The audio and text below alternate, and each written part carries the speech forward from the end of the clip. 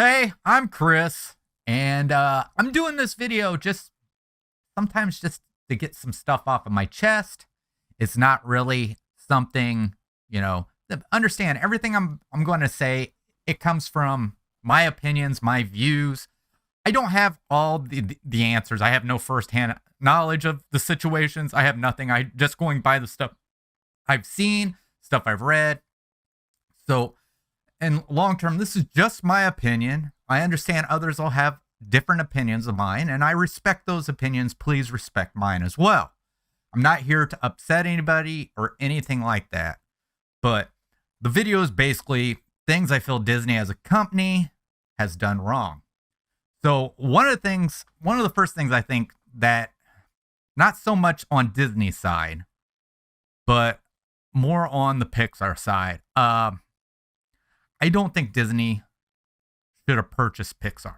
Now, I'm not saying that.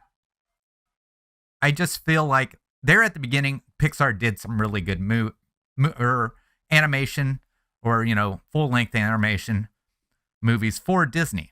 But since they've been purchased, it feels like a lot of the Pixar films have gone downhill. They have done great ones. I'm not taking that away, but it just doesn't feel like the stories they feel like they're rushed. They don't feel like they're as wholesome as what they were.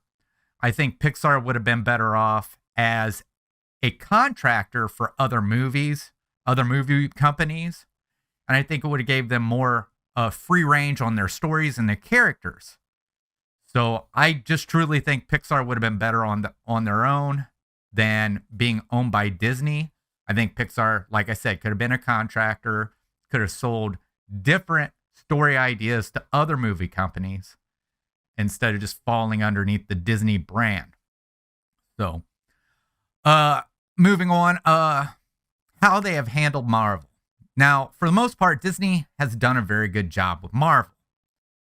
But when gender politics gets involved, I think it becomes a problem. So I don't feel like this came around until Captain Marvel, with Brie Larson making the statements she made. So, which also brings us to the purchase of Star Wars.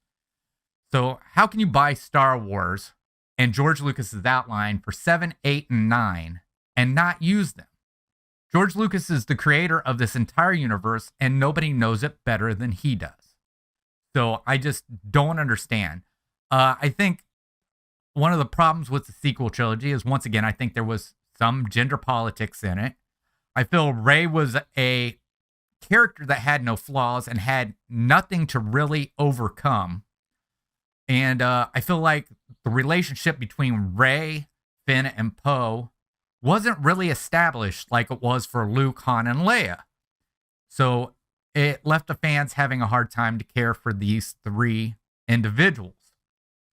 But when it comes to movies, most people don't care what the lead character looks like. It doesn't matter their gender. It doesn't matter their race or even their religion. What people care about is a good story. And if you have a good story, the other stuff doesn't matter. I mean, there's lots of movies I've watched in the past where there's been female leads. There's been leads of people of different races that I thought were great movies. It had nothing to do with their race or their gender. It was a good movie. And usually the place that you really grab me on a good movie is when I see the trailer.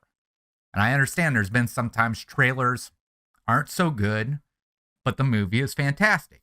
Well, in that case, then if the trailer doesn't look so good, then I wait. And if I hear people saying this movie was amazing, then I go and give the movie a try. But I've never judged a movie by the race, the religion, the gender of the lead character. I have never done that. If it's got a good story and it looks like something that I'm interested in, then that's what I watch. It has nothing to do with any of that stuff. So I don't know why there's people out there who believes that's how people pick movies, because that's not the way we pick movies. So let's see. I truly believe Disney purchased Star Wars and Marvel because there was a group, and it was basically males between in the teenage years that they were having a problem of getting. And I believe that them purchasing Marvel and Star Wars was to bring that, I don't know what you want to say,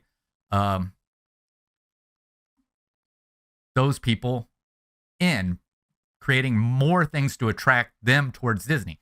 Understand, with the princesses and everything, Disney had girls all the way up. All right. On the boys' side, they were lacking. And I truly believe Star Wars and Marvel was brought in with that.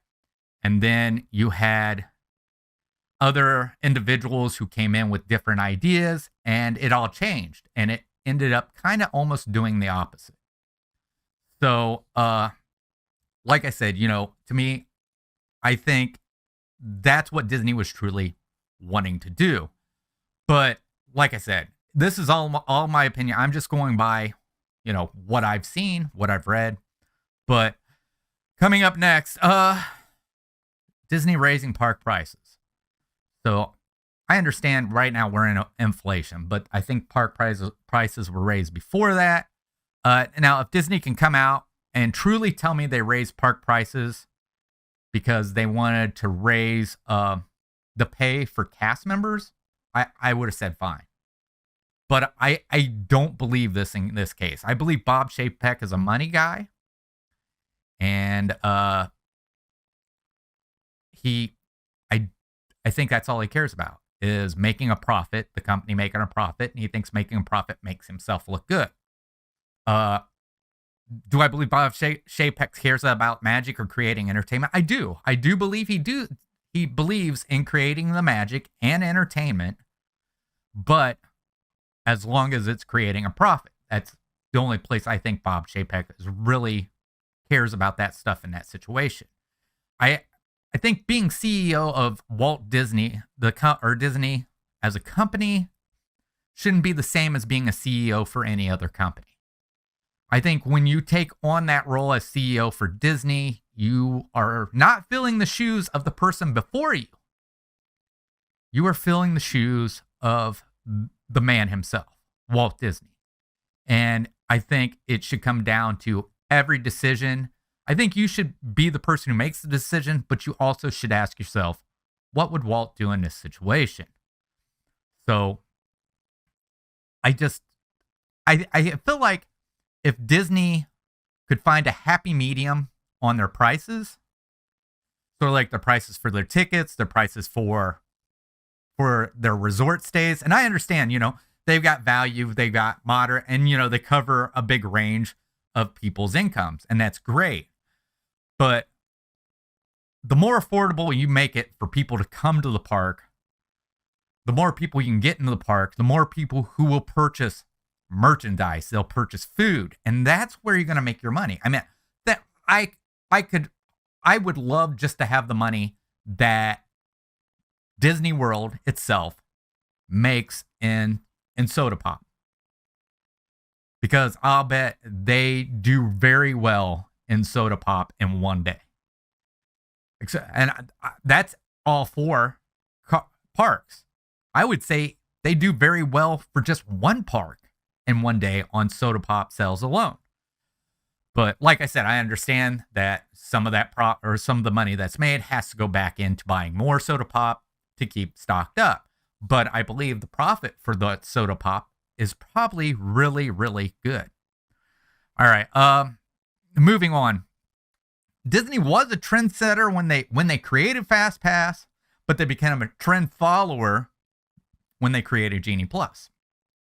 So other parks were already doing this, where they were selling the whole thing of being able to skip the line and you paid for it. Other parks were already doing that. And they took their idea for that from Disney doing Fast Pass. But then they started charging. Disney did this after everybody started charging. Disney, I believe, at one time was the only ones who weren't charging for their service. So, and I think when they decided to charge, they become a trend follower instead of the trend setter. Other parks, like I said, they were already doing this. But the other thing is, I was a big fan at FastPass at first, but I realized FastPass is a flawed system. But Genie Plus is a flawed system that you're paying for. So I still see the same flaws. And the thing is, Genie Plus is just a little bit. And when I say a flaw, FastPass created longer standby lines. And the reason why I say Genie Plus is a little better on that is because not everybody purchases Genie Plus. But I truly believe that one of the things that would probably work out, and I think would just everybody go back to waiting and standby. And I know what you're thinking. I don't want to wait in line and everything like that. But with what Disney's doing, they've got the Disney Play app. Pull that out, play games with your family, stuff like that. Even if you're alone, you can sit there and on your phone and, do stuff. The other thing is they're creating these awesome queues that are so entertaining. And I think it's part of the ride anymore. And if you're skipping all of that, I think you're losing the experience of that ride. So, I mean, they've really upped their game on their queues. They've got interactive queues, everything like that. And I think if you're skipping all that, you're missing a big part of the actual ride. Because a lot of these queues are telling the story before you get to the ride. So that's what I think. I just feel like, and I understand, most people are like, well, I've stood in line before and seen everything. So I just want to get past that. Well, to me, I've been in areas several times that I've been to before, and there's always something new I find because there's just so much stuff to look for. And everybody knows Disney is that way. Disney has hidden Mickeys all over the place. You might say, well, I found the hidden Mickeys in this area, and then find, oh, well, there's one, and realize that there's a bunch that you missed. And it's the same way with details in the queues. So we talked about the price. We talked about FastPass. So next up is Disney and politics. I don't feel like Disney has a place in politics. I think Disney should stay neutral on any political decisions. When Disney decides to pick a side, it will alienate roughly half of your customers. And if they feel alienated, more than likely they will go somewhere else for entertainment. And why would any company, not just Disney, any company want to split their customers in half? To me, that's not even good business. So I feel like on Disney staying neutral in any kind of political situation keeps Disney good with the customers. So I feel like it was a bad decision. I don't know if it was Bob Iger or Bob Chapek who decided to make some kind of decision. I mean, even when Michael Eisner was in charge or as the CEO, they owned other side companies, movie companies, and the Weinsteins worked for them, and they wanted to make a political movie. And Michael Eisner looked straight at him and said, Disney stays neutral. And basically that's the reason why the Weinsteins left and went and created their own company. But after I say all that, I'm still a big supporter of Disney. I feel even with some of these bad decisions they have made, I feel like the good decisions that Disney has made actually outweighs the bad. So, but I don't believe in cancel culture. I don't believe in boycotting a company for a few bad decisions. I don't really believe in doing that to any company because in the long run, it only affects the employees. It doesn't really affect the employer that much. So that was it. If I upset you, I'm sorry. I am. This is just how I've been seeing things from the stuff I've read, from the stuff I've watched, whether it was on YouTube or it was on something else, but I just feel like these are places that either Disney needs to fix or something they need to do. And Disney's such a great company, and I really hate to see when they make a bad decision. And I just want to see them be better. I mean, all in the end, we look at Disney as being magic, but the reality is Disney's just a company, just like any other company. They're publicly traded, but I want to see Disney. I want to see Disney. How do I want to say it? Be successful, because I believe Disney, for a lot of people, brings joy to their life. It brings entertainment, and I'd hate to see anything ever happen to that company just because of a few bad decisions. So, but that's it.